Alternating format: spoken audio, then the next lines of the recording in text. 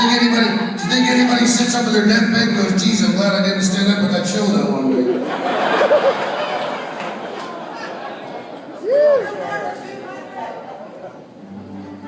Do you know the one where the woman walks in the bar with a rabbit under her arm, and the guy says, hey, nice hair.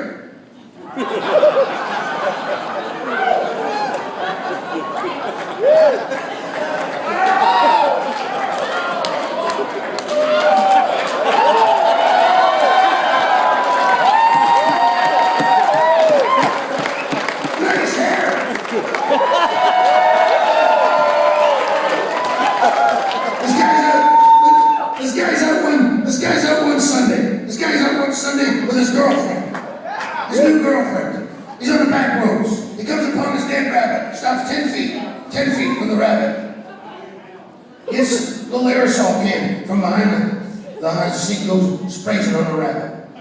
Rabbit sits up, shakes his head, runs 10 feet, turns around and waves. Runs 10 feet, turns around and waves. Runs 10 feet, turns around and waves. Disappears over the hill. Gets back to the car, his girlfriend says, whoa, what was that you sprayed on that rabbit? He says, oh, that's hair restorer with permanent wave. I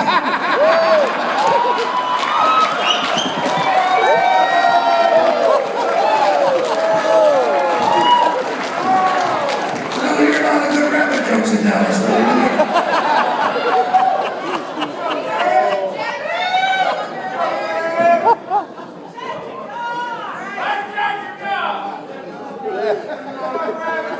you know, we have the kid with us, and I'm teaching him some jokes now. I taught him a new joke. Do you know where you're going to find a dog with no legs? Right where you left it.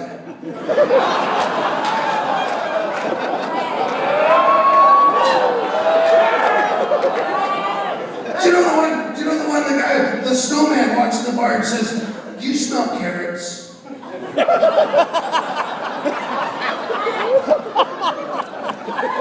Do you smell carrots? Can you touch that guy there? I think he might be dead. Or he's on LSD, I don't know. You know what my favorite thing is to do? Is I tell a joke and then the joke gets added on the joke. So I'm in the Netherlands a month ago, and I tell this joke. I'll tell you the joke, and I'll tell you the add on the joke. It's pretty good. It's about this parrot. This guy's got this guy. Shut the fuck up.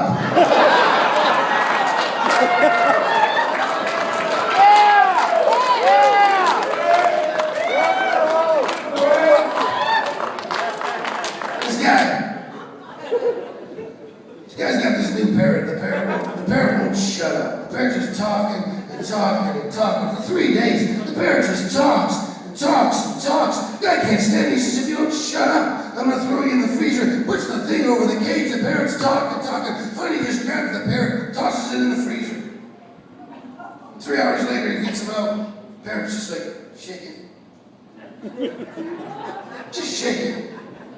For 6 hours, the parrot just shakes. Just shakes. Finally, the guy realizes he's not cold anymore. He's scared. He says, look, you can say something. You can say something. You don't have to be quiet forever. The parrot goes, what'd the chicken do?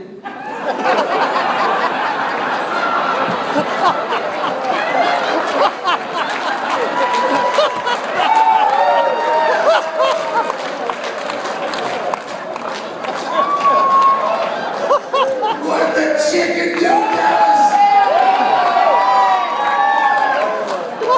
So I'm telling this joke. I'm in Holland and I'm telling this joke. And I'm in this little town, and they're pretty good with the language, but they have to interpret. So when you tell a joke, you have to wait 3 minutes till it goes back. And then there's the parrot, and it's got a papagayo, and the papagayo is in the cage, and he won't shut up. He talk. They're doing that, and you have to wait for the next guy to. It's a long show. But they're not laughing, you know. They're sort of like Buddy here. They're just sort of looking at me, you know. So finally I realized they're not really with me. And I says, Is it the language? Is it interpretation? And we're not getting this? And the guy says, old guy in the back says, how did he know it was a chicken?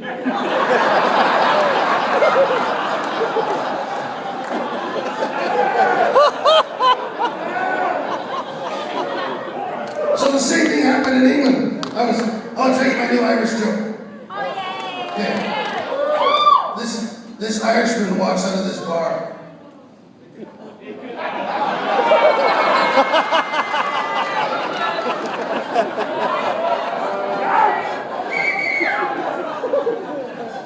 It's not really the Mensa Society meeting here tonight. So, when I was over in England, the Pope quit. The Pope quit. Can you believe the Pope quits? Can you imagine God taking that call? You're quitting? You're too old! You're too old!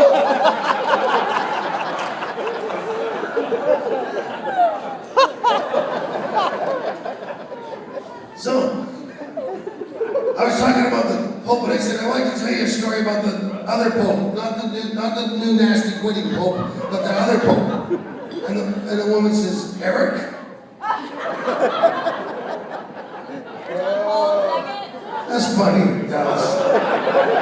Has any of you heard of Pope Eric? And I said to her, ma'am, I said, that's a funny accent. Are you Irish? She said, no, I'm drunk. I'll tell you the joke about the Pope. That's the little Pope. Remember the little Pope in the bubble Pope? Remember? The nice Pope? Did he come here? No. He came to Canada. They closed all the bridges. They thought the Canadians were going to shoot the Pope. We're traditionally not Pope shooters.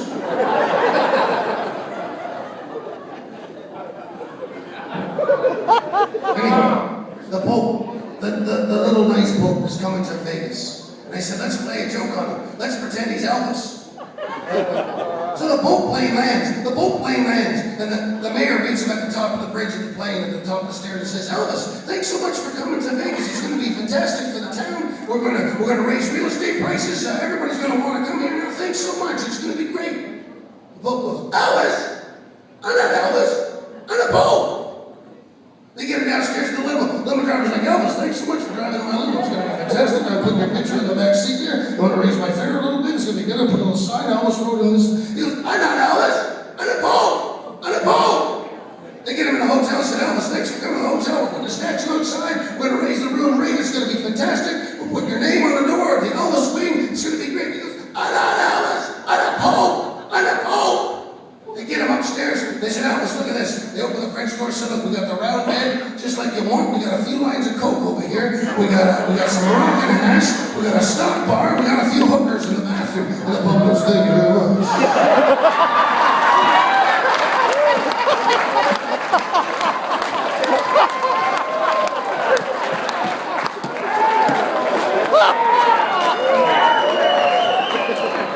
I'll tell you one more. I'm going to sing a song and get out of here.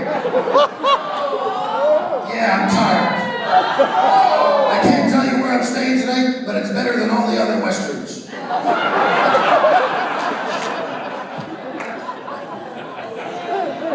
So this isn't a joke. It's a story that you already know, but you didn't know you knew. Do you remember the Lorena Bobbitt story?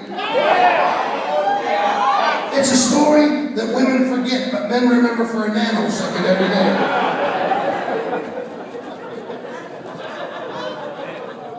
So I heard what really happened. See, we didn't hear. You know the news isn't true? The news in 2013, it was what wrestling was in 1976. You know, you sort of believed it, remember?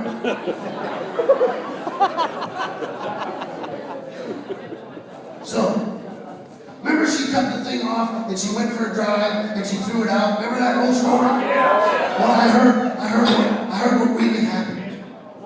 See, it was a hot and steamy, foggy night. Visibility was low. She throws the thing out. it lands on this old couple's windshield. Right on the passenger side in front of the lady. She's looking out, and she's looking at her husband.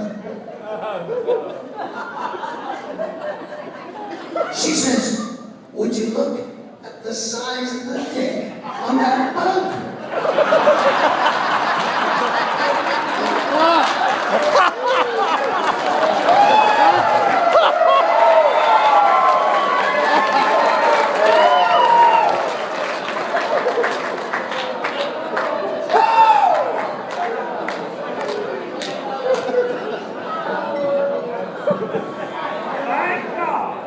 Folks, I have this great life. When I was a kid, I dreamed that I'd go anywhere in Canada and I'd be able to get 100 people to come to see me. And you know what? It's all over the world.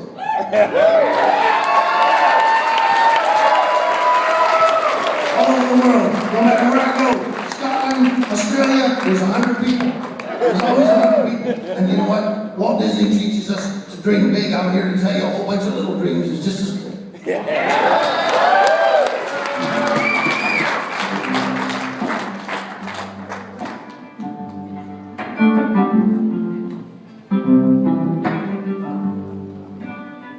Thought I saw you at an unmarked cross and picking flowers at the edge of the lake.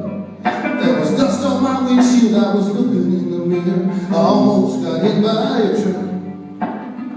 Later on in a four-way stop, I forgot to take my turn. I was thinking you were right and there was nothing left. Somebody blew their horn. I'm dangerous. I'm dangerous. I'm dangerous to myself. Yesterday I was out on the bluffs over the ocean blue. There was a girl swimming, splashing in the water. She sure did look like you. Before I knew it, I was over the edge. Somebody grabbed me from behind, pulled me to safety, said, man, are you crazy? I said, no, I've lost my mind. I'm dangerous. I'm dangerous. I'm dangerous to myself.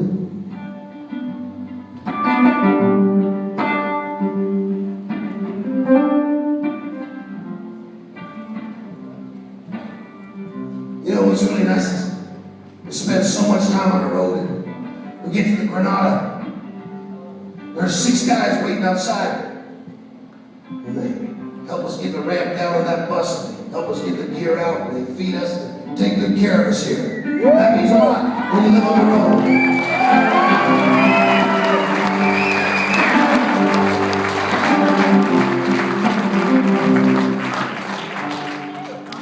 So darling, if you're thinking you need a project, you might want to lend a hand. I'm living on the corner of stupidity and recklessness. I'm a dangerous man. I'm dangerous. I'm dangerous. I'm dangerous to myself. Good night, everybody. Thank you so much.